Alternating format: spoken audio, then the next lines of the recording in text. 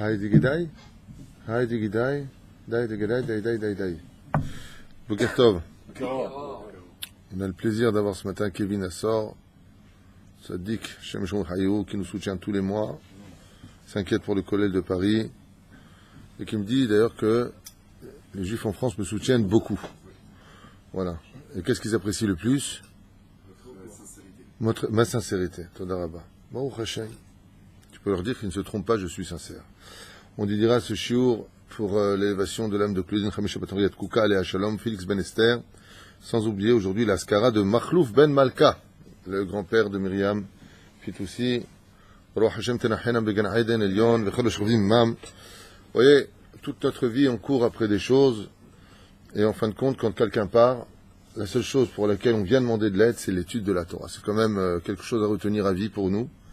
C'est qu'on ne prend rien avec nous de ce monde. Comme vous pouvez le constater, Makhlouf Ben Malka, Félix Ben Esther, Claudine Hamisha Batmiyah Kouka, tous ces grandes sadikim, toutes ces grandes personnes qui sont parties de ce monde, car chaque juif a une grande valeur, partent de ce monde et on ne dit pas, tiens, achète une banque, achète un appartement, achète... Il n'y a rien de ça.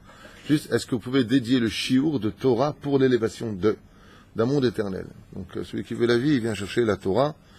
Je remercierai aussi une lettre qui m'a été écrite, très belle écriture. Une lettre comme ça d'une personne qui a vraiment un grand cœur, donc je vais respecter sa demande, puisqu'elle me demande ici, Bezrat Hashem, d'abord beaucoup de bien pour moi, pour votre famille, Verroulé, on n'est pas venu parler de moi ce matin, mais juste pour la remercier vraiment. Elle s'appelle Patricia Mazal Bat Simcha Madar, qu'Akadosh Baruch Hu lui accorde Kol Mishalot Liba Labodato de Barach. Et elle demande de bénir aussi son amie Rachel, Bezrat Hashem, pour une grande réussite professionnelle qu'Edat Moshe Israël, et tout ce qu'elle désire, matériel, spirituel, aussi pour Aaron Moshe Ben Elishava, Tiffany Myriam Batlea, Salomé Chaya Bat Falche, Yacholiot, et pour toute sa famille, Bezrat Hashem, grande tchouva shelema, et tout ce qu'il désire, aussi pour les parents, Guy Atova, si je prononce bien, Ben Joara, Ve Marilyn Simcha Bat Mercedes, que leur foyer soit toujours rempli de joie, de bonheur, de Torah, de santé, de brachot, de shalom, amen ve amen. Bon, en fin de compte, tu me demandes de bénir, mais je te fais les brachot. Un mariage Bezrat Hashem, Bekarov pour les frères adorés, qui sont Yoni Bordecha Ben Simcha et David Yitzhak Ben Simcha. Une longue vie pour les grands-parents, Claude Yitzhak Ben Filcha et Yolande Mercedes Bat Juliette Korchia. Si j'ai pris le temps de lire cette lettre-là, c'est que c'est exactement ce qu'il faut faire aujourd'hui. Ce qui m'a touché dans la lettre, c'est qu'elle ne demande pas pour elle, simplement. Pour elle, c'est 2 mots. Mais voilà, une bracha pour moi. Mais qu'elle prend du temps à dire pour chacun d'entre eux, et selon les besoins des gens d'entre eux, et qui est en rapport un petit peu avec la période dans laquelle on est. C'est le domaine de penser à l'autre. Hein? Oui, d'abord d'écrire la lettre, c'est très rare. Non, mais ce qui est très touchant dans cette lettre-là, c'est vraiment une lettre qui pour moi représente le symbole du juif par excellence. C'est de penser à l'autre, et puis il faut voir les détails. C'est-à-dire quand elle parle des uns et des autres, elle dit voilà, pour qu'il se marie, pour qu'il ait un bon zivou, que lui il est ça, que... Aujourd'hui on n'a pas l'habitude de faire ça. Bon, donne-moi des noms, et puis quand nous on prie pour nous. Quand Adam Karov le Atzmo. Et voilà, donc j'ai pris le temps pour le faire, pour simplement nous dire et nous rappeler qu'on se doit tous de faire la même chose. Quand on prie, comme ma mère le fait, elle a une grande liste comme ça, ou mon épouse, que Dieu la bénisse, j'ai une grande liste des gens pour qui il prie, que lui il est tel et tel problème, donc si lui il a tel problème, donc il est telle et telle solution, et ainsi de suite. Prendre le temps d'exister pour l'autre, voilà ce que je voulais dire en 2 mots. C'est rare aujourd'hui. Aujourd'hui on n'a pas le temps pour les autres, on n'a que du temps pour soi. Hein? C'est ce qu'on oublie la plupart des... C'est ce qu'on oublie, c'est pour ça que j'en parle. Donc voilà, on la remercie du fond du cœur, que Dieu la bénisse, Mamash, et lui apporte tout ce dont elle a besoin, et on n'oubliera pas la santé, Refouachema pour tout le mal d'Israël, Bichlalam, pour tous nos soldats. Que Dieu les bénisse et les garde, Bezrat Hashem, sans oublier la santé de Moratimi Akdosha Batora, Taleb Batifrat Myriam, et tous ceux qui sont malades, et bien entendu Rivka Bat Lisa, Miod, Asher Jami Ayakar.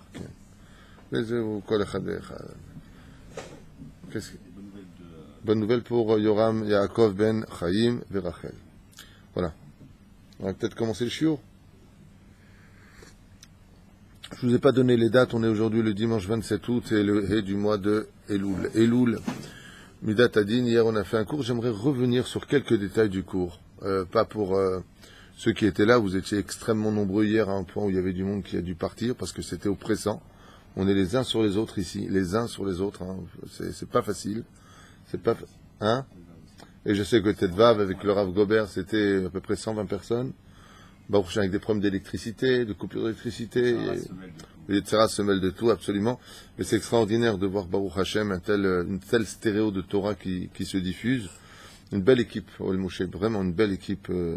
Je raconterai aussi une histoire que nous raconterait notre cher et tendre ami Avraham Meir, le Rav Avraham Meir, qui vraiment prône tellement pour l'étude de Rabbi Nachman de Breslev, qui nous a raconté une belle histoire hier, que je voudrais raconter même si en ce moment il est dans l'avion en direction le Canada.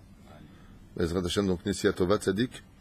Ce qu'on va étudier, c'est un petit peu la notion de Midat Adin, puisqu'on est dans une période délicate, qu'on appelle la période des Slichot. Celui qui pleure avant le Yom Adin, An-Rav Agadol, qui est Yom Rosh Hashanah, jour du jugement, eh bien, ne pleurera pas après. C'est-à-dire que Troufa Kadma Lamaka, viens, lève-toi Ben Adam Alecha Nirdam, Kum Kera Betachanunim, Sheforsicha. L'Ifné vient maintenant raconter, verser en fin de compte tes larmes devant le Créateur du monde, verser tes discussions, parce que tous les décrets de l'an prochain, qui ira bien et qui ira moins bien, eh bien, ça dépendra essentiellement du décret de Rosh Hashanah, puisque tout va être décrété à Rosh Hashanah. Et il faut se préparer à cela. Et comment on se prépare à cela? Eh bien, il faut avoir quand même des indices dans la vie. C'est que, je sais que j'ai répété cette phrase dans des cours il y a très longtemps, et j'aimerais revenir dessus. C'est qu'il y a un secret de base. Il y a toujours des proverbes de base dans le judaïsme. C'est que celui qui prend cette vie au sérieux, alors lui peut se permettre de rigoler. Voilà. C'est pas compliqué ce que je viens de dire, mais ça à retenir à vie. Celui qui prend la vie au sérieux. La vie, c'est pas une blague. La vie, c'est pas de la clownerie, ce n'est pas de la moquerie, certainement pas. La vie, c'est quelque chose de sérieux. La vie est tellement sérieuse dans la Torah qu'on rendra des comptes sur notre façon de penser, d'avoir parlé, d'avoir agi. Donc sur les moindres détails, la Gemara nous dit jusqu'à la salive que tu avales. C'est-à-dire que quand tu parles, ou quand tu marches, ou quand tu existes, tu avales de la salive. Le Créateur du monde te dira, pourquoi tu as avalé cette salive? J'ai avalé parce que je l'avalais. Non, à quoi tu pensais pendant que tu l'avalais? Ça veut dire, qu'est-ce que tu as fait de cette situation que je t'ai donnée pour exister? Donc tu vois que c'est vachement sérieux. Les murs de ta maison viendront témoigner de chacune de tes actions. Oh, rasra. Et patati, et patata, et ta façon de marcher, on saura si tu es idiot ou pas, selon la façon dont tes pas se prolongent sur le trottoir, et ainsi de suite. Donc c'est tellement observé de si près à la loupe, qu'Echouta Sehara pour les tzadikim, combien on doit être hyper au sérieux. Imaginez maintenant que je mette une caméra sur vous 24 heures sur 24. Comme ils ont fait une espèce d'émission, mamash digne des plus grands Rechaïm. Mikola, ils sont tous les sourim de la Torah dedans. C'est des gens qui sont dans une maison, je sais pas comment ça s'appelle, ils sont dans une maison, et il y a des caméras partout. Comment tu dis? Oui, Achagadol. Ouais, je crois que c'est ça, Achagadol. Ouais, c'est ça. C'est Achagadol, le grand frère, ils appellent ça en hébreu. Big Brother. Ok. Il y a des caméras partout. Vous croyez vraiment que ce que vous voyez dans ces émissions, c'est ce qu'ils sont vraiment? Ils savent parfaitement qu'il y a des milliers de personnes qui les regardent, et chacun se tient à carreau plus ou moins, même s'il a des crises de nerfs, parce que de rester enfermé comme un imbécile pendant des semaines dans une maison à vivre avec des gens que tu connais à peine, ce n'est pas évident. Mais imaginez un petit peu qu'il n'y ait pas de caméra. Ça ne tiendrait pas 3 jours. La reine Bisiata d'Ishmaïa, imaginez un petit peu la vie de chaque juif si vous étiez conscient qu'aujourd'hui, plus que jamais, il y a des caméras qui vous observent constamment, et que celui qui est derrière, c'est le Rosh Memshala, avec tous les ministres, ainsi que toute la Knesset, ainsi que tout le pays. Vous êtes en écran géant partout. Est-ce que vous feriez le clown? Non.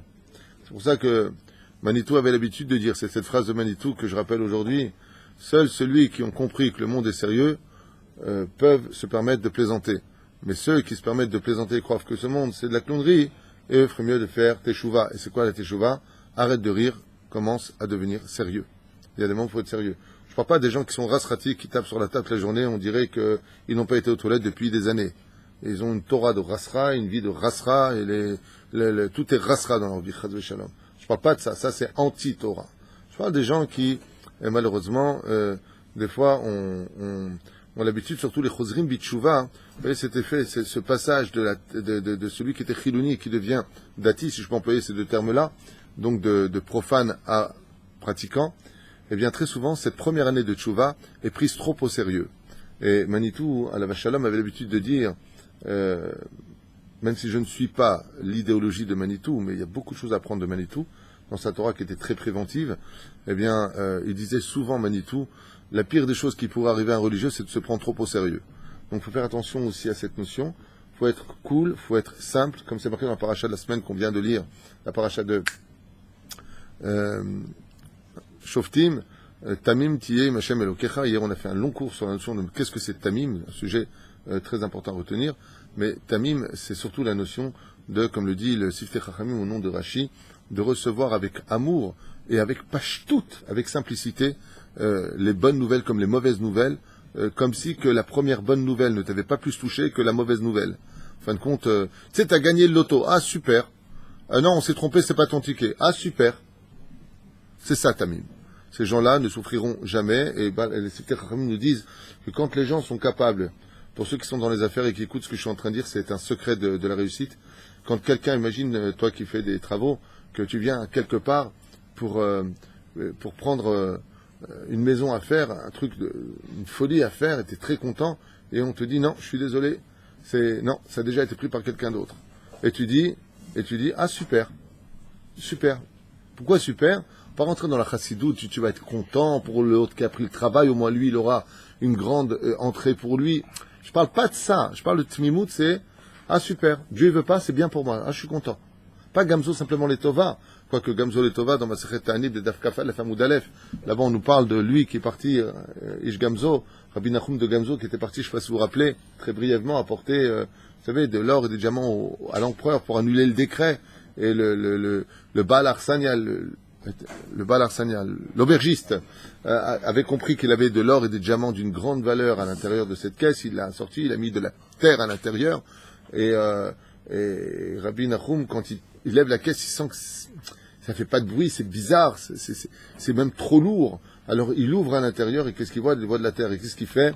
Il est tam avec Hachem. Je ne sais pas si vous comprenez. Un homme a pour mission d'emmener des diamants et de l'or à un empereur de Rome qui est antisémite. Il ouvre, il voit qu'on lui a volé et qu'est-ce qu'il fait? Il dit bon ben c'est bien. Mais t'es fou quoi. On t'a mis de la terre, mince, retourne en Israël et va rechercher d'autres diamants en disant ben, je me suis fait chourer l'oseille. Non, qu'est-ce qu'il fait? Il est tam. Et il dit, qu'est-ce qu'il dit? La grande lui dit, ah, c'est bien. Dieu, il a voulu que j'emmène pas des diamants ni de l'or, il a voulu que j'emmène de la terre. Et il emmène ça à l'empereur. Et l'empereur, écoutez bien la suite, bon, vous connaissez toute cette histoire, mais pour ceux qui la connaissent pas, il lui dit, mais tu te moques de moi pour m'amener de la terre de ton pays, alors que j'ai autant de terre sous mes pieds que je le désire, je suis empereur du monde. Et il lui répond, ouais, mais c'est ce que Dieu, il a voulu que je t'amène. Il vient pour parler maintenant, Rabbi Nachum. Écoutez, je viens des trucs, mais le Dieu d'Israël, il veut que la terre. Il n'a pas le temps de parler. Il y en a un qui sort des rangs comme ça, habillé comme les Romains, et c'était qui? Et il y en a vu Zacholetov qui dit, mais pas du tout, c'est pas de la terre qui vous a amené, c'est avec ça qu'Abraham a gagné contre les rois, pour libérer Lot de Sodome, dans les livres de la Torah. Et donc cette terre est magique, vous la jetez, et elle part comme des missiles. Ils avaient des problèmes avec les Germains à l'époque, Rome avec des problèmes avec l'Allemagne de l'époque, et puis voilà qu'ils partent en guerre, et enfin, après des décennies, ils gagnent cette guerre grâce à cette terre, qui à peine lancée part comme des missiles, transpercer le corps des ennemis, et qu'est-ce que fait l'empereur? Il remplit d'un or et de diamants encore plus grands la caisse de Rabbi Nachum de Gazo, qui retourne avec plus d'or et d'argent en Israël, tandis que l'aubergiste, lui, par contre, entend parler de cette histoire, il croit que c'est son jardin qui est une terre magique, il en amène plein au roi, il l'essaye, ça marche pas, et il le prend de lui, sa femme et ses gosses. En fin de compte, justice est faite. Pourquoi je vous parle de ça? Parce que quand on rentre dans le mois de Elul, c'est la première chose qu'on doit travailler, c'est la tmimout. Arrêtez de se prendre la tête, arrêtez de se prendre la tête. Il m'a dit, il m'a fait, il m'a parlé. S'il y a vraiment un mois dans l'année où on doit arrêter ça, de pardonner, de mettre un terme et de voir Hachem derrière chaque chose, c'est maintenant. Qu'est-ce qu'il va faire le Yetzer Hara? Il va tout faire pour te montrer les nerfs. Il m'a pas dit shalom, il m'a pas dit au revoir, il m'a pas fait ceci, il m'a pas fait cela, pour que tu parles et que tu marmonnes et que tu juges. Pourquoi?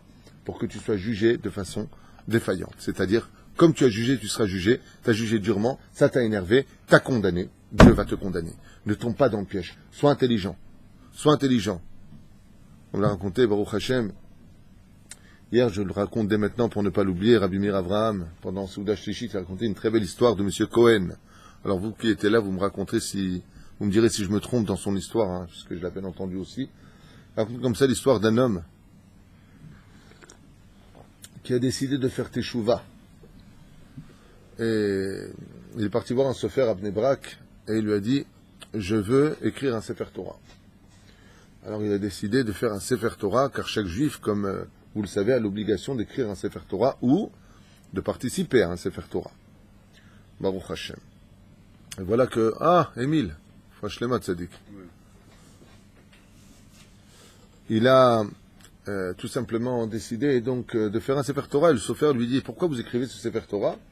Il lui a dit « Kedei shezeh echaper al avonotai » pour que cela fasse la kapara de mes fautes, l'expiation de mes fautes. Et le sofer lui a dit « Mais vous avez demandé à votre rave ?» Pourquoi il lui dit ça? Parce que vous savez que dans ce monde, pour le monde juif, quand tu fais quelque chose, il faut toujours demander à son rave.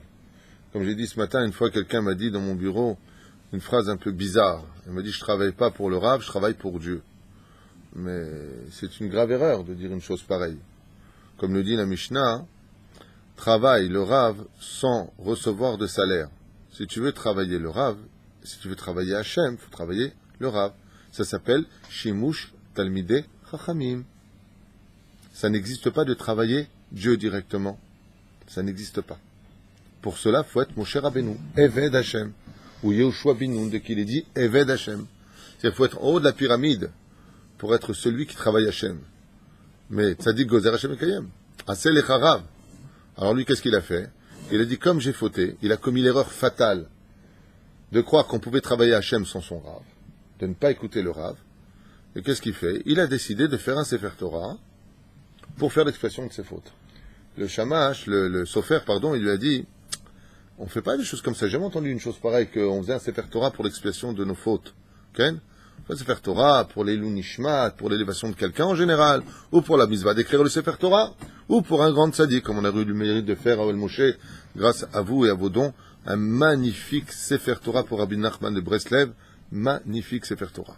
Tellement beau que je pensais qu'on ne pouvait pas le sortir, si ce n'est que pour les occasions. L'écriture est belle, elle est grande, elle est magnifique, vraiment, Avodat Kodesh. C'est le travail de Rabbeinu dans le ciel, Baruch Hashem. Alors lui, qu'est-ce qu'il fait? Il va voir son rave et il lui dit, écoutez, voilà, j'ai eu une super idée pour faire la capara de mes fautes, j'ai décidé d'écrire un Sefer Torah. Et le rave, il lui a dit, mais on n'écrit pas un Sefer Torah pour faire l'expression de ses fautes. Un Sefer Torah, c'est une mitzvah. Donc on n'achète pas, il y a en masopanim, nous dit la Torah, tu n'achètes pas Dieu avec des mitzvot. Le mec qui faute, qu'est-ce qu'il fait? Il va faire des mitzvot. Mais vadaï, d'abord il faut regretter ses fautes, il faut faire ceci, il faut faire la capara de ses fautes.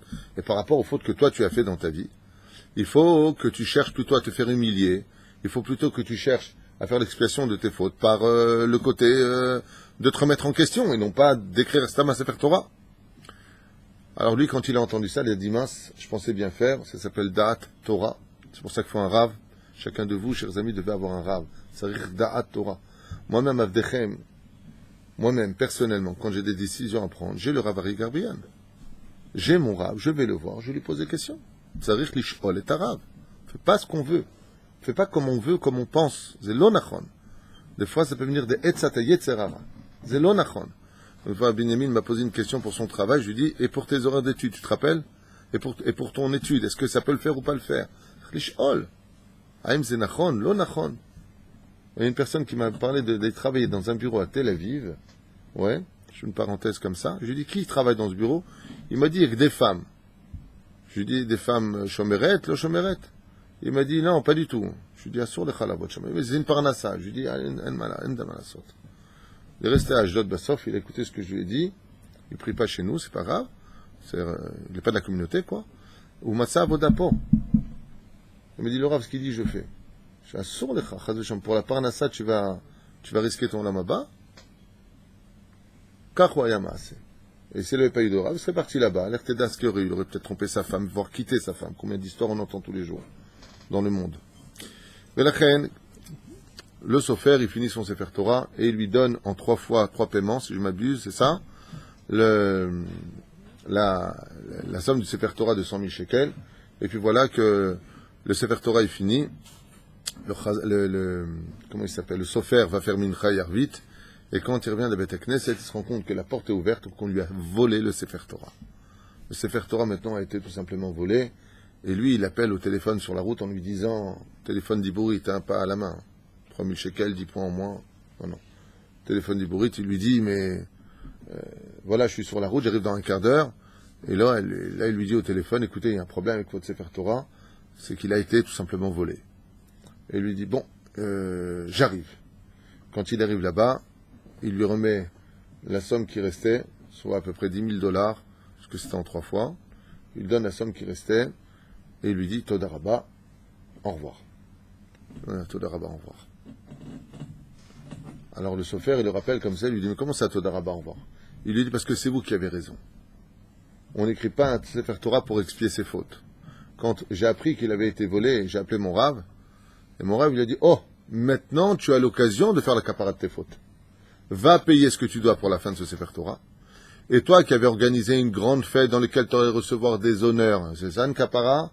Les honneurs, kol hakavod pour le Sefer Torah, et on va danser. Il dit, ça c'est Sachar l'Olam Haba. Ça c'est en l'honneur de la Torah que tu dois le faire, c'est pas en ton honneur à toi. Là tout le monde va dire que tu as fait un Sefer Torah. Donc où il est le Hanesh? Comment tu fais la capara de tes fautes? Alors que tu t'accordes plein d'honneur à avoir fait un Sefer Torah et une fête qui va être en juin pour toi. La reine, maintenant, ce que tu vas faire, qui va être ta capara, c'est rappeler tout le monde et dire à tout le monde qu'il n'y a plus de fête, qu'il n'y a plus de Sefer Torah. Et qu'est-ce qui va se passer? Les gens vont dire, tu te rends compte, on lui a volé son Sefer Torah. Apparemment, c'est humiliant. Ben, c'est que Dieu ne veut même pas qu'il écrive un Sefer Torah. Il lui dit, cette humiliation des pensées des gens sur toi, c'est ça, ta capara. Donc il est venu, il lui dit, voilà pourquoi je vous ai remis l'argent, et je vous dis, vous ne devez absolument plus rien. Vene achare kama chodashim, quelques mois passent, et cet homme-là décède. Et beotoyom beyom askara, le jour où il est décédé, la police attrape enfin cette knoufia, cette espèce de bande d'individus qui volaient des Sefer Torah pour les revendre. Et parmi les Sefer Torah, il trouve celui qui avait été écrit par le Sofer. Et ce Sefer Torah sera mis en fin de compte les Ilou Nishmat de celui-même qui l'a écrit.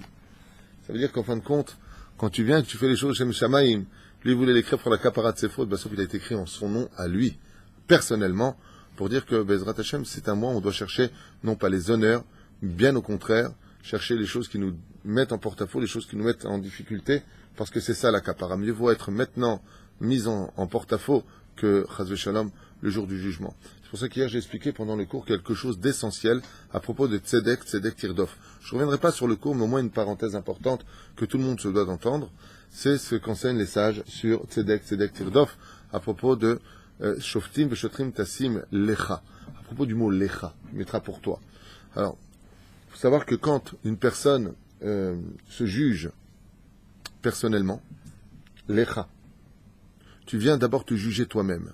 Tu viens faire une introspection de ta propre personne, et après tu vas au Beddin demander au Beddin quels sont tes tenants et aboutissants vis-à-vis de ta vie. Par exemple, un homme a un conflit avec l'autre, ils vont au Beddin. Les sages nous disent que à partir du moment où ils vont au Beddin, il y a automatiquement quelque chose de contraire qui se passe dans le monde d'en haut. Je m'explique. Quand il y a un conflit sur terre entre deux personnes, le Beddin d'en haut ouvre tout de suite ses portes et vient pour juger l'un et l'autre. Car Dieu déteste qu'on se fasse du mal. Il déteste qu'on s'humilie. Il déteste qu'on se mette mal à l'aise. Déteste ça. Le Beddin s'ouvre.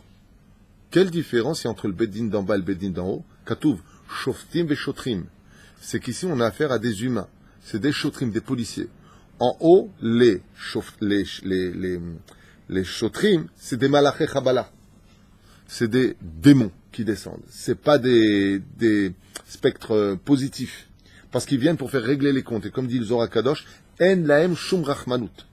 C'est pas pour rien que Malaché Chabala, c'est la même gématria que le mot Masach Nassa. Ce sont des gens qui n'ont aucune pitié au Masach Nassa. Aucune. Ils sont là que pour t'essorer et te prendre tout ce que tu as. C'est les impôts. Je sais pas comment on appelle ça en français. Mais c'est le Masach Nassa, Gematria, Malaché Chabala. C'est là.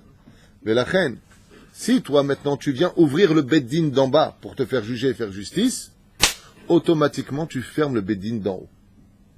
Je ne sais pas si vous comprenez ce que je viens de dire.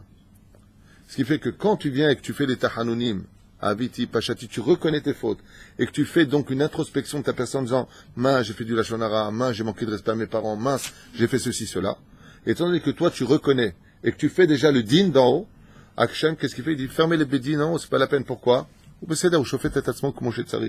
Il vient juger comme il le faut.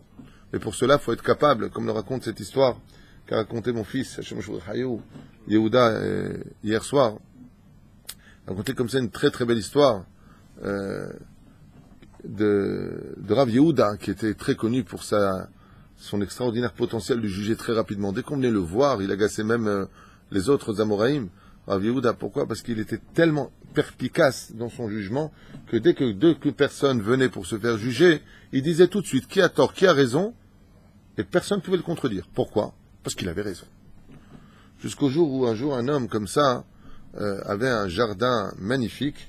Il avait l'habitude de prendre ses figues et de les étaler par terre afin de les laisser sécher au soleil et de vendre des figues séchées. C'était sa parnassa. Et le voisin d'à côté avait un arbre qui avait grandi un petit peu tordu, dont les feuilles venaient chez le voisin et donc ombrageaient le jardin du voisin. Et donc les figues mettaient beaucoup plus de temps à sécher et il y avait une perte à profit pour le vendeur de figues. Qu'est-ce qu'a fait le vendeur de figues? Il a emmené au Bédine son voisin. Et quand ils sont arrivés, il lui a dit « Ah, Bekef, on va chez Rabbi Yehuda, Bekef !» Ils sont partis chez Rabbi Yehuda, et quand ils ont exposé le problème, Rabbi Yehuda, il a dit Ezrat Hashem, tarzuru machar, revenez seulement demain. À peine sorti du Beddin, Rabbi Yehuda appelle son shamash, son serviteur, et lui dit « Prends une scie et va couper mon arbre. Il y a un arbre dans mon jardin, tu le verras, va le couper. » Donc il va là-bas et il coupe l'arbre du jardin de Rabbi Yehuda, le Dayan, le juge. Il vient le voir et lui dit, Kvod Arav, je ne comprends pas, même ça j'aurais pu le juger moi. Pourquoi vous n'avez pas jugé? Il lui a dit, tu sauras demain. Le lendemain arrive, les deux plaignants arrivent, et puis voilà il dit alors, quel est le psak? Il dit, tiens, prends cette scie et va couper ton arbre. Alors il lui dit, mais je m'excuse, mais c'est ça le psak du Rav? Il lui a dit, quel? Tu fais du nézek à l'autre, même si c'est dans ton jardin planté, ça vient sur le jardin de l'autre. Et là, tu lui fais un nézek kaspi. Donc, tu dois couper ton arbre. Il lui dit, mais c'est bizarre, parce que moi, j'habite pas loin du Rav, et pour aller chez moi, je passe tous les jours devant la maison du Rav. Et quand je passe devant la maison du Rav, lui aussi, il a exactement le même problème que moi.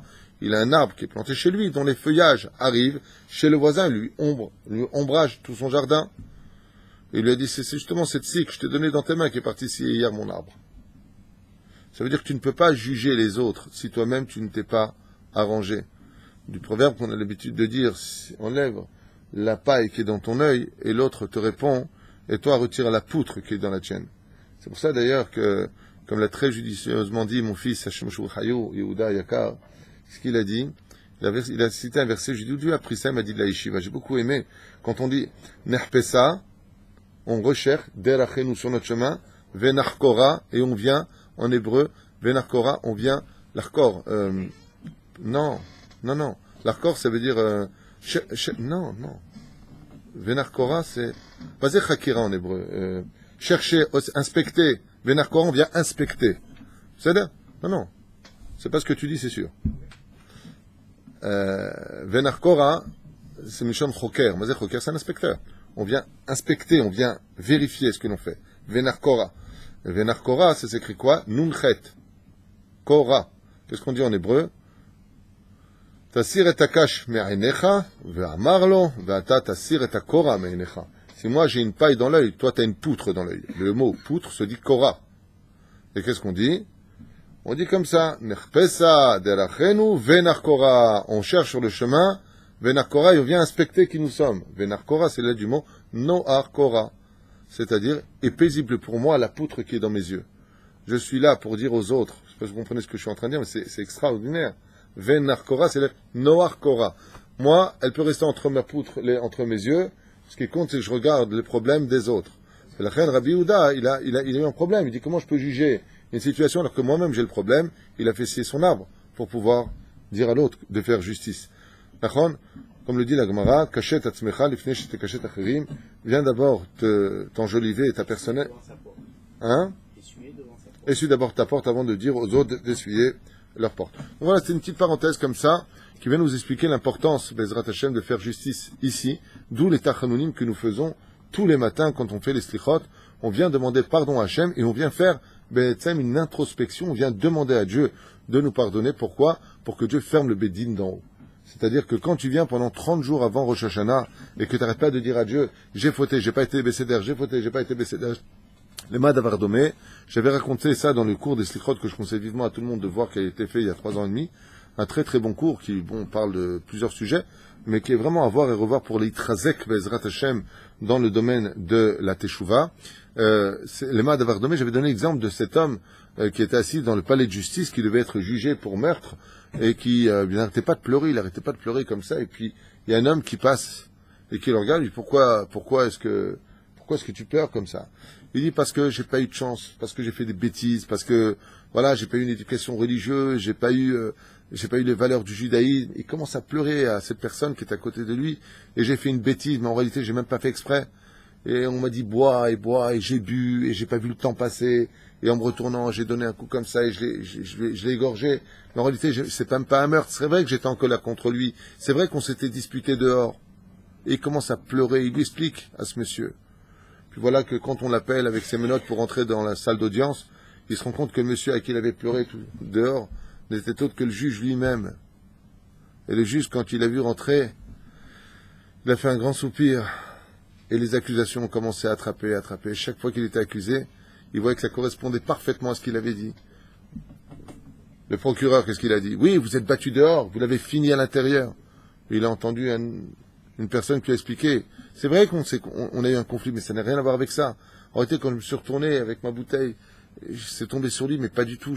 Au contraire, j'ai crié, je dis appelez la police. Effectivement, il y avait des témoignages. Ce qui fait que quand tu viens avant le dîn, dire au roi des rois, tout ce que j'ai fait, c'est vrai que je l'ai fait à Hachem.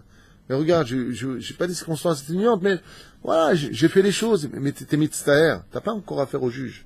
T'as affaire à un ami, Anil et Dodi Vedodili, qui vient te voir, mais ce sera le même personnage qui sera juge le jour du jugement, le jour du Yom Hadin, à Nora Agadol. De la reine, il est préférable maintenant de venir non pas soudoyer, mais de venir expliquer, parce que c'est une opportunité qui nous est donnée extraordinaire. Et pour cela, il faut prendre les choses au sérieux. Ezrat Hashem. Alors, on commence quand même le cours, parce que tout ce que je vous ai dit, c'était juste un petit peu comme ça, une préface. On est dans Shomer Emunim. C'est un livre de Moussard de très très haut niveau, c'est petit comme livre. Shomer Emunim, un chef-d'œuvre, un chef-d'œuvre, je l'avais déjà étudié il y a longtemps. Ezrat Hashem. Beshem Arav Gaon Rabbi Aaron Rita, ou Rata, je ne sais pas comment on peut le prononcer. Et là-bas, il ramène le Zohar Kadosh, qui nous fait comprendre un petit peu qu'est-ce qui se passe par rapport au sérieux. Donc ce livre-là, Shomer Emunim, c'est pas un livre cool. Un livre dur. C'est un livre dur dans le sens où, si tu n'arrives pas à être sérieux dans ta vie, lui va te donner la force de l'être. C'est un petit peu comme Rishit Chochma. C'est un livre qui te dit des vérités, et ça me convient parfaitement. Il faut vivre dans la réalité, donc dans la vérité. Parce que la réalité, c'est la vérité. C'est là. Sache que quand un homme sort de ce monde, Kulam, ben tzadikim, ben chassidim, tmimim, chayavim, rishaim, Kulam ouvrim ba'avir ta'or lir'ot et adam arishon, livnei haolam. Il dit que qui que tu sois sur terre, sache que le jour où tu partiras de ce monde, qui sera le jour de ton Rosh Hashanah, vous savez qu'il y a 3 Rosh Hashanah dans la vie d'un homme. Je ne parle pas de la Gemara qui dit qu'il y a 4 Rosh Hashanah dans l'année, ou voire 8, il y a une marloquette là-dessus. Je ne parle pas de ça, Rosh Hashanah, la Ilanot, la Melachim, la Chodashim et la Shana. Je ne parle pas de ça. Je parle de 3 Rosh Hashanah qui concernent l'homme par lui-même, qui est Adam et Sassadeh. Mais l'âme aussi, qu'est-ce qu'il a appelé? À Adam, Olam Katan. On est tous un petit monde. Le premier Rosh Hashanah de ta vie, c'est le jour de ta naissance. Le deuxième Rosh Hashanah de ta vie, c'est Rosh Hashanah quand tu es jugé tous les ans.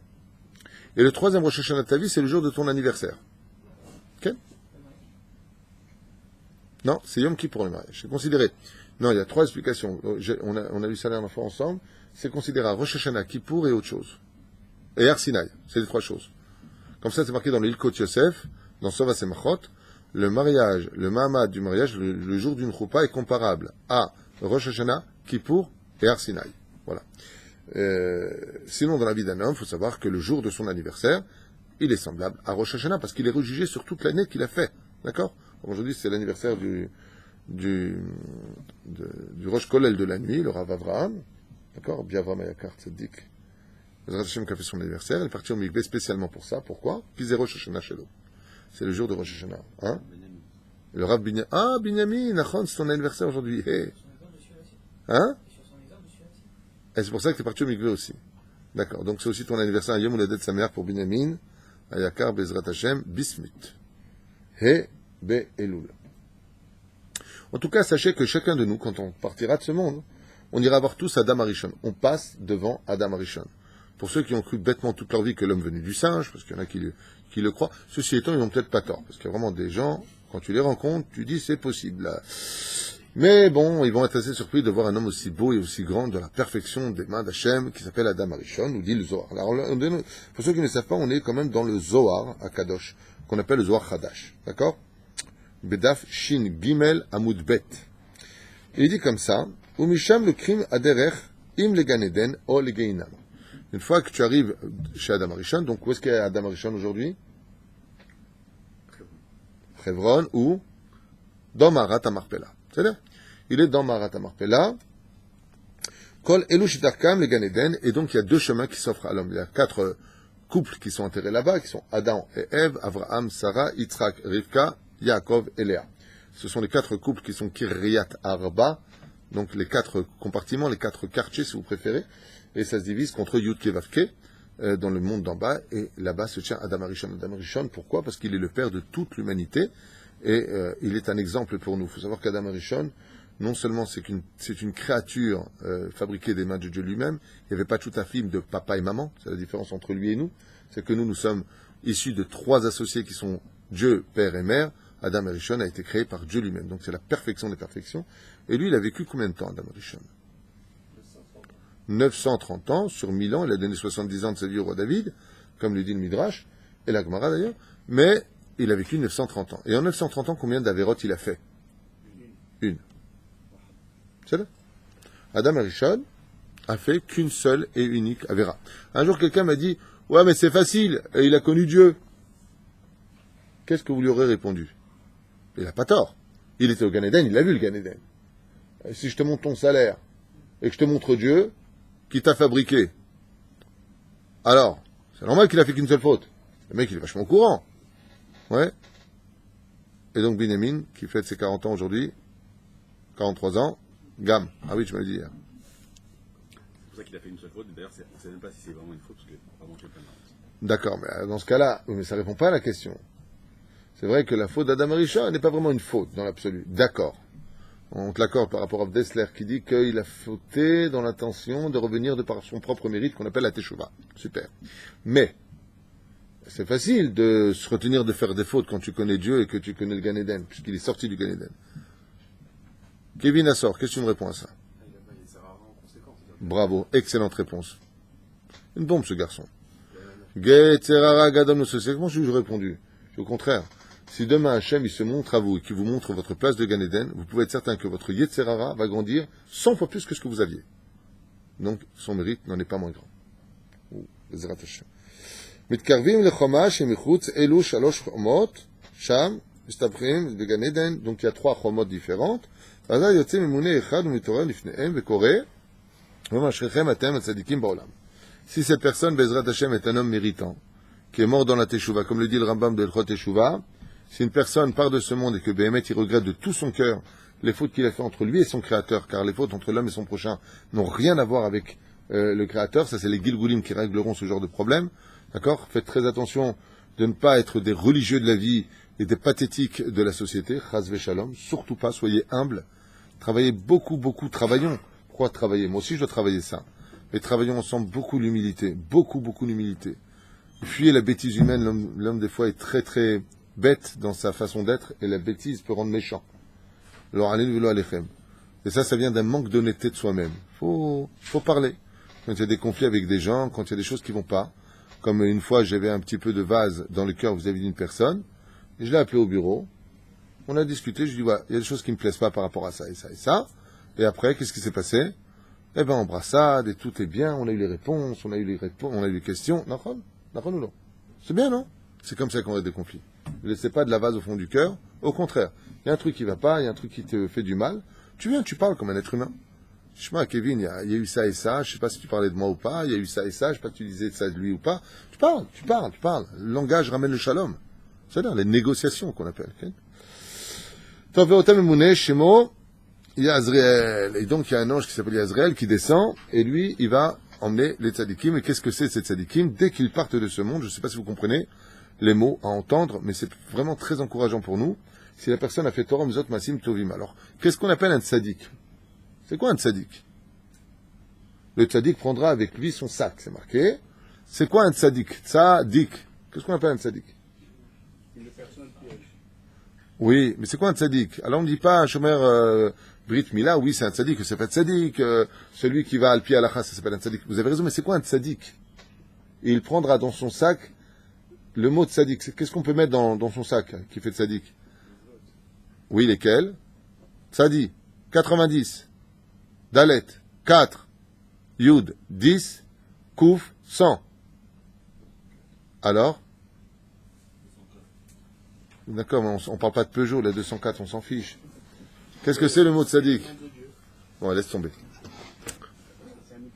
C'est Mazet, tzadi, tzadi, c'est 90. Qu'est-ce qu'on fait 90 fois dans la journée? Qu'est-ce qu'il y a 90 dans la journée? Hein? Non, non, non. Tzadi. Ok. Qu'est-ce qu'il y a de Dalet dans la journée?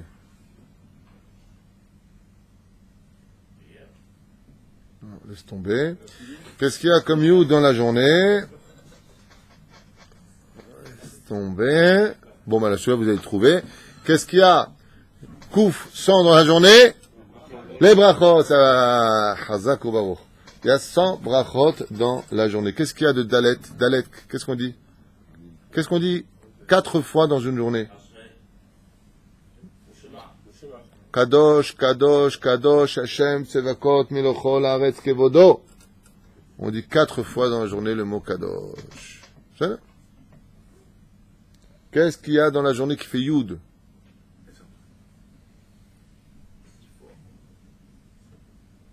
Hein? Qu'est-ce qu'il y a 10 dans la journée? Hein? Il y a Feméo, des 10 Kadishim, petite Kabbale. Et qu'est-ce qu'il y a 90 fois? Les Aménim, on n'a pas le temps. Aménim. On dit 90 fois Amen dans toute la journée avec la prière du matin, du soir et du midi. Donc il faut répondre. On voit ici 90 fois Amen par jour, faire Kadosh Kadosh 4 fois par jour, les 10 Kadish qu'on entend, et pour finir, les 100 brachot par jour. Mais il y a marqué, le tzaddik est parti avec son sac rempli, c'est ce qu'on appelle un tzaddik. Les tzaddikim aussi, ce sont ceux, il y a des gens qui sont tzaddikim, et je répète ça, je sais que j'ai déjà dit dans d'autres cours, mais c'est pas grave, parce qu'on est dans une période délicate, mais il y a des questions qui sont posées, on l'a vu dans la Gemara de Shabbat et autres, sur est-ce que tu as fixé un temps d'étude à la Torah, est-ce que tu as attendu le Mashiach, est-ce que tu as été droit dans tes affaires d'abord, est-ce que, c'est là. Alors, on va dire que ça, c'est des grandes questions, mais il y a une valeur qui est plus importante que tout ça, c'est qu'est-ce que j'ai fait pour mon peuple. Ma asita le ma'an amecha bet Israël, qu'est-ce que tu as fait pour ton peuple. N'oubliez jamais de vous battre pour ça, et à un tel degré que la plus grande ségoula de celui qui s'occupe du peuple d'Israël, c'est la parnassa. C'est-à-dire que les gens n'ont pas le temps de s'occuper des autres, parce qu'ils courent après la parnassa. Les Mekoubalim disent que la plus grande ségoula pour une parnassa, c'est de s'occuper des autres. Ça veut dire quoi? Non, ça veut dire faire en sorte que les gens puissent étudier la Torah, faire en sorte que les Juifs ils avancent dans leur judaïsme, faire en sorte de les aider à faire la Aliyah, par exemple, qui est une très grande mitzvah, et un but en soi pour ceux qui n'ont pas encore étudié les Aleph Bet de la Torah, où il n'y a pas une seule paracha qui n'en parle pas. Il faut vraiment travailler pour dire que c'est pas un des sujets principaux de la Torah, ça ne parle que de ça de la Torah. La reine, Bisata Dishmaya, celui qui s'occupe de vous avez un travail par exemple, vous voulez de la bracha dans votre travail à part le Maaser et Shabbat Kodesh, vous voulez vraiment du Shefa, occupez-vous, je sais pas, il y en a un qui prend sur lui de nettoyer la synagogue, de Tzorer Tzibour, il y en a un qui va s'occuper qui n'a pas de talit, il va aller chercher le talit pour le Tzibour. C'est-à-dire, le Rav Ishaï Pinto, je vous racontais, une fois il raconte qu'il avait commencé à faire ses cours dans une maison, il n'y avait pas d'oseille, ils n'avaient rien du tout, et il a fait un prêt à la banque pour acheter 1000 paires de tefilines, pour les offrir à des gens qui n'avaient pas de tefilines. Il raconte que comme ça, il a pu construire sa grande yeshiva. Il dit, c'est très simple. On a distribué les 1000 paires, on a pris un prêt à la banque. On n'avait pas d'argent. Il n'était pas connu. Comme ça, il raconte dans une vidéo. On a acheté 1000 paires de tefilines. Après à la banque. On les a distribués à ceux qui n'avaient pas d'argent pour les tefilines. Il est monté très haut. Bon, c'est un exemple. Il y a plein d'autres exemples comme ça. Ametapel, Betzorke Tzibour. Celui qui s'occupe du Tzibour, qui fait en sorte que... C'est pour ça que souvent les gabaïms sont là en train de mettre les chaises, et enlever, comme à tête vave. Lo pashut. Mais tikrou et ze bayadayim shelachem. C'est une mitzvah très importante. Enfin, la poubelle, elle est pleine. Le mec, il vient, il met un papier dessus. Il est sur le point de tomber. Mais punaise, tu vois pas qu'elle est pleine, la poubelle? T'as pas un cerveau dans la tête qui te dit, tiens, la poubelle de la synagogue est pleine, mince, et si je la jetais? Tu aurais Tzibour. Non, ça c'est le gabaï. Ma pitom. C'est la maison d'Hachem ici.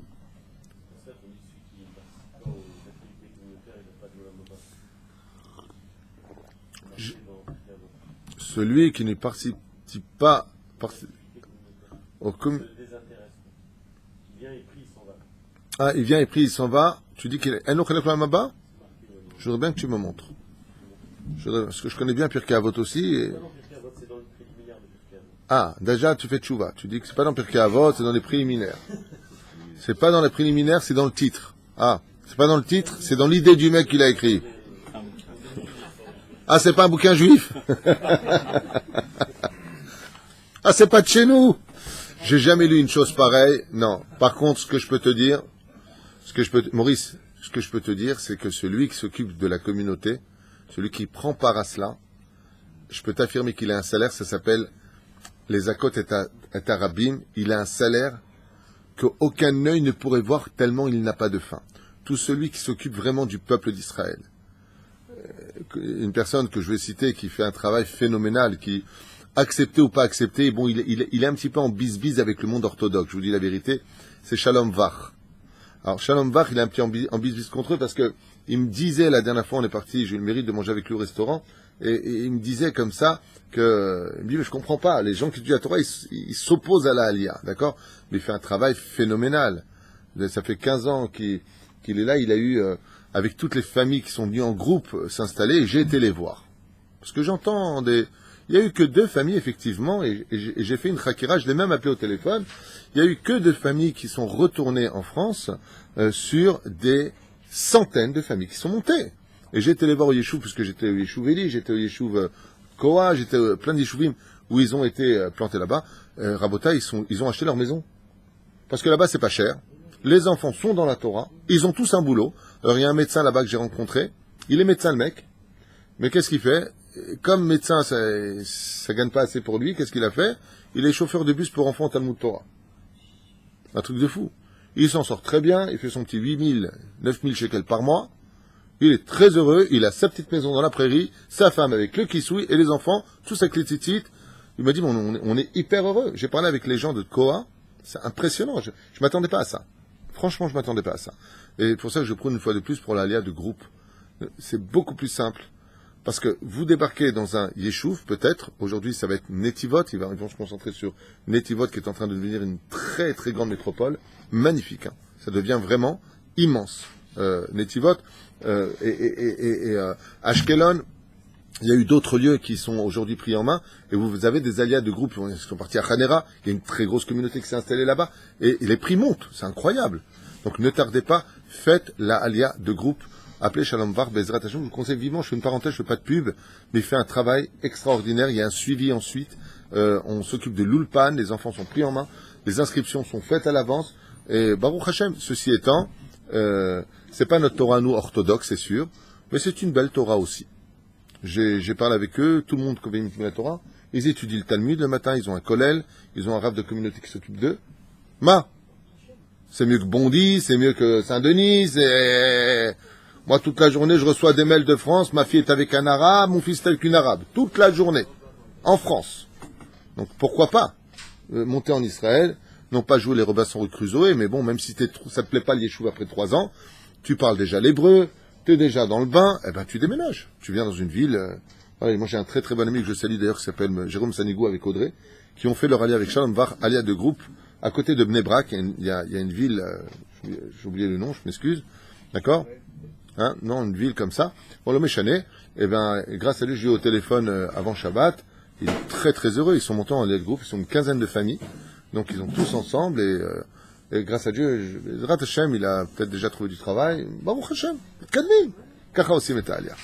L'alliance de groupe est très très conseillée. C'est pour ça que je vous invite vivement à le contacter et à partir avant qu'on vous chasse de la France, la tête haute, Bezrat Hashem. Que ça, c'est un travail extraordinaire. Je lui ai dit d'ailleurs, Yiratson chez Yili Chelki Imar, que j'ai une partie de mon mérite dans ma vie avec toi, parce que de faire monter des Juifs en Eretz Israël, c'est quelque chose de grandiose. C'est quelque chose de grandiose. À un tel point que dans le ciel, ils ont décidé de donner des noms de rues dans ce pays. Je dis bien dans le ciel, pas le Satan. Tombez pas dans le piège de certaines personnes qui jouent avec la Torah.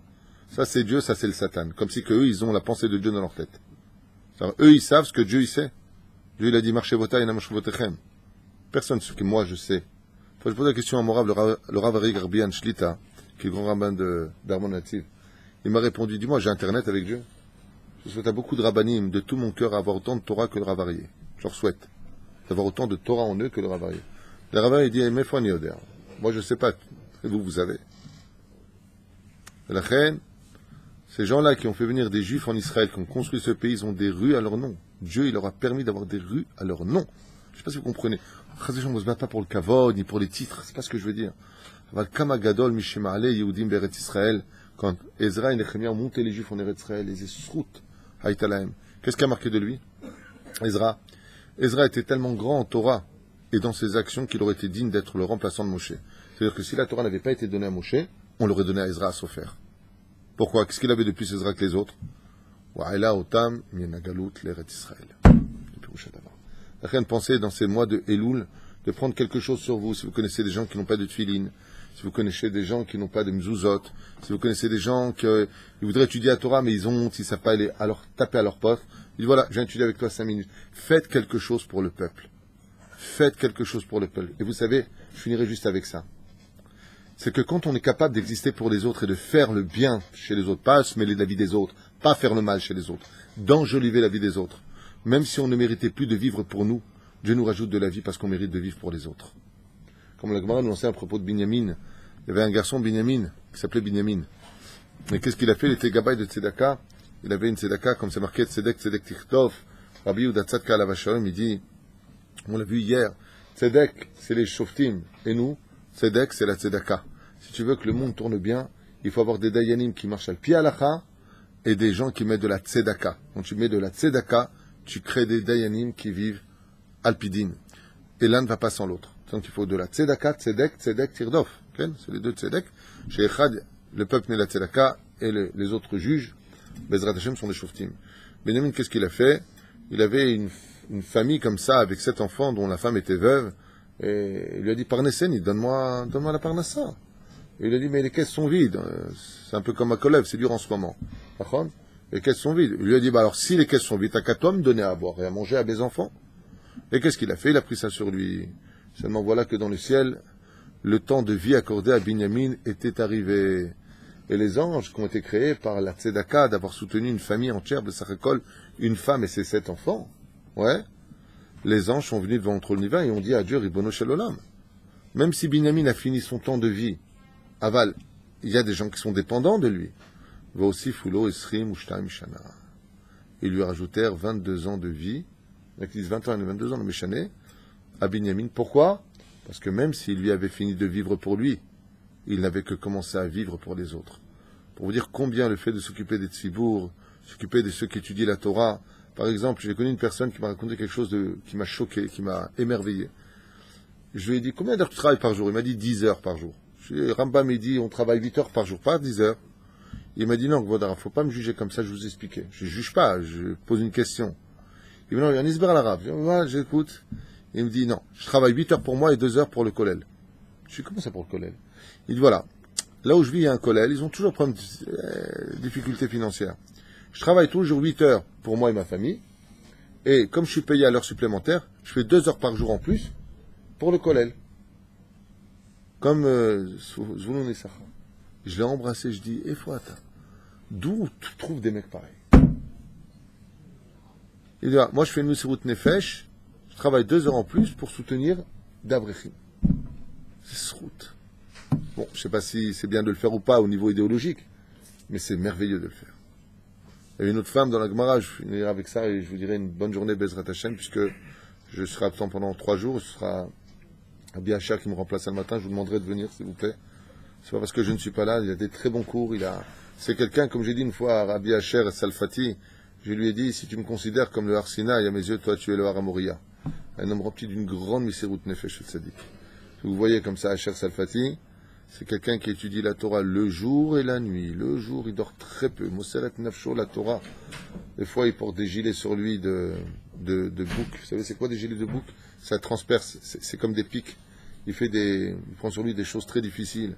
Des jeunes les uns après les autres. Ren Bezrat Hashem. Même si on pense que c'est pas le Rav Tuitou, Taminouli, il y a beaucoup mieux que le Rav Tuitou. Mais Bezrat Hashem, la grandeur d'un homme, c'est d'apprendre de tout homme. Ça, c'est la grandeur d'un homme. C'est d'apprendre de toute personne. Avec votre permission, pendant 3 jours, normalement, je serai absent. 3-4 jours. Le DA, Bezrat Hashem, je pars à Jérusalem, Tibane Vetikonen. Et Tavrer, Shama, Kotel, Ksa, Tlirot, Aïra, Kdosha, Azot, avec qui j'ai vécu 20 ans. J'ai le droit aussi de prendre un petit peu de recul. Et la reine, Bezrat Hashem, Yeshpo Shiur, Arbi Asher, Shachem Rechoto. Cette nuit, il était à Méron. Il est parti sur le Kever, il est parti prier, Slichot, à minuit et demi chez Rabbi Meir, Abu Hatzera. La salle, les Méron. Même quand il n'est pas là, au Bagdushav Taura. Bezrat Hashem, qu'il y ait de la Torah tous les matins, avec la caméra, s'il te plaît, ici, que les gens puissent aussi écouter. Et je vous remercie tous, parce que vous êtes très nombreux à me dire constamment que le matin sur le chemin, vous regardez les cours en direct. D'ailleurs, je reçois constamment. Alors, le cours, il commence, le cours, il commence, le cours, il commence. Vous êtes très nombreux à m'écrire, à me dire que Amon Chazrou Bitchouva dans les cours. Je reçois beaucoup de messages. Bon, des fois, j'en envoie à Cher Cohen. C'est vrai, des fois, je l'envoie parce que c'est honteux d'envoyer des messages. Des fois, je l'envoie à lui. Je donne pas le nom des gens. Ah bah, il peut témoigner. Amon Chazrou Bitchouva. Amon, Amon, Amon, Amon. Et encore, ce que je t'envoie, c'est vraiment des petites gouttes. Je reçois des mails de familles entières qui ont fait tchouva grâce au cours que nous faisons ici. Bezrat Hashem, grâce à l'équipe. Le Rav Gobert, extraordinaire. Baruch Hashem, il fait un travail phénoménal. Lui et sa femme, Sabrina Yekara, parce que derrière un grand sadique, il y a une femme qui élève les enfants pendant que lui n'est pas là, toute seule, qui se bat. C'est pas facile, elle travaille dur. Vous avez le Rav Meir, Hashem Shurechayou, qui fait connaître la Torah de Rabbi Nachman avec un sourire extraordinaire. Il y a Rav Shmuel Ayakar, bon, on le voit un peu moins, mais j'espère qu'il va réapparaître. Sachez une chose, le Rav Shmuel, je vous mets en garde. C'est un Talmid Chacham qui a une Torah que vous ne connaissez pas. Il a la Torah du Rav Kook et du Maharal. Kedaï de connaître cette Torah, la Bezrat Hashem. Et kol echad ve'echad migtanu niske lagdil Torah ladira betachlit sherat shamayim lahim tovim ushom l'tshuva shlema ou be'arzakat haTorah et kol echad migtanu. Vous avez dit au début que pendant les boules, il fallait pleurer, et que l'idée c'était pas d'acheter, c'est pas de Shochrad vis-à-vis d'Hachem, qui était juste. Oui. Mais d'un côté, on dit pas de Shochrad, mais pas non plus de favoritisme. Or, on est ses enfants, donc ils nous aiment. Donc est-ce que là, il a des favoritismes en nous jugeant? Tu sais, je vais te dire une chose. Avant l'heure, c'est pas l'heure. Après l'heure, c'est l'heure. Quand on est à la situation d'être face à son père, alors on est face à son père. Et quand on est face au juge, alors on est face au juge. Il y a une fraction de seconde pendant le jugement où Hachem ne sera pas un père, mais un juge. Mais qu'est-ce qui va conditionner le juge à juger? C'est qu'il est père. C'est-à-dire que c'est un juge qui vient avec des sentiments, mais des sentiments de justice. C'est pour ça que si tu observes bien la vie des juifs, elle n'est pas simple. C'est pas facile d'être juif. On souffre. C'est pas simple d'être juif.